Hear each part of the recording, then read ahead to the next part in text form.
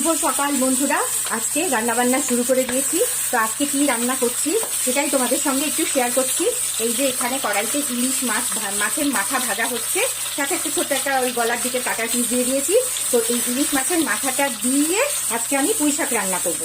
তো এইদিকে আলু, কুমড়ো, বেগুন সবই কেটে নিয়েছি। পুঁই শাকও সোনা কেটে দিচ্ছি। আর আমি এখন কড়াইতে ইলিশ মাছের মাথাটা ভেজে ফেলছি।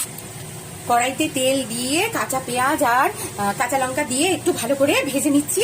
তারপর একে একে দিয়ে দেব আলু, কুমড়ো, বেগুন, এগুলো দিয়ে পুঁই শাকের ডাঁটা পাতা দিয়ে ইলিশ মাছের মাথা দিয়ে ভালো করে কষাবো।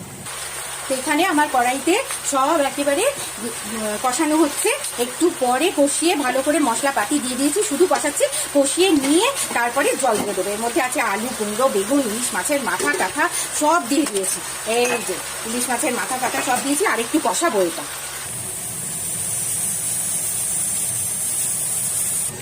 প্রায় আমার ইলিশ মাছের মাথা দিয়ে পুঁই শাকের চচ্চড়ি রান্না শেষ।